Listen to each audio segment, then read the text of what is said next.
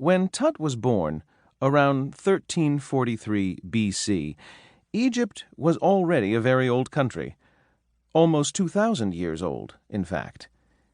The Egyptian Empire lay on the coast of northern Africa, facing the Mediterranean Sea. It was a land of desert and bare hills, where the sun beat down all year long. There were few trees, and rain hardly ever came. But the Nile River, which runs north and south, split the country in two.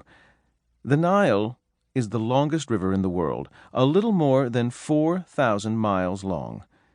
It was the heart of ancient Egypt. All along the riverbanks was rich farmland. Peasant farmers tilled their fields with plows pulled by oxen. They sprinkled seeds in the soil to grow wheat and vegetables. They raised pigs and goats and sheep. They planted fruit trees and grew grapes.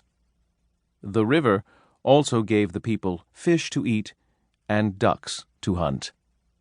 Because of yearly flooding, there were many weeks when farmers could not work, so the river also provided vacation time for everyone. The Nile was the road that boats traveled, bringing goods from city to city. Clay from Nile mud was used to build houses. All the great cities, like Thebes and Memphis, grew up near the river. Ancient Memphis may have been the first city in the world to have 1 million people. From rock quarries, heavy blocks of stone were brought on barges. They were used to build great temples and statues, some of which are still standing today. The river was the lifeblood of the people. Without it, there would have been no ancient Egypt, just desert. But the desert was important too. It protected Egypt. It was difficult for enemies to attack. They had to cross so many miles of sand in the blazing heat. At one time, the empire stretched from present-day Egypt south to what is now Ethiopia, east into the Sinai Peninsula, and north to what is now Lebanon and Turkey. From these other lands came ivory, furs, gold, cedar wood, and other riches. But even as the empire grew and grew, the Egyptian way of life stayed pretty much the same. The Egyptians did not take up the customs or arts of other people.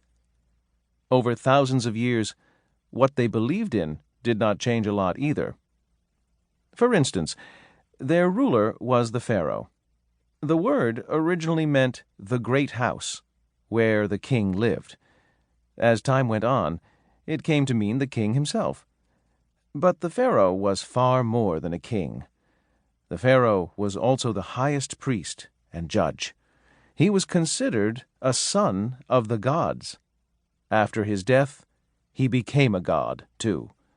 His people worshipped him.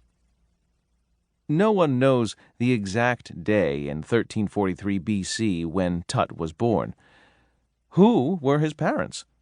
Even that is not known for sure. His father was most probably Pharaoh Amenhotep IV. The pharaoh had many wives. Tut's mother may have been one of Amenhotep's less important wives. By the time Tut was 10, he was already married. His wife was one of the pharaoh's daughters. Her name was Ankhesenamun. By this time, Tut's father had died. Tut became king. He wore the tall crowns of the pharaoh.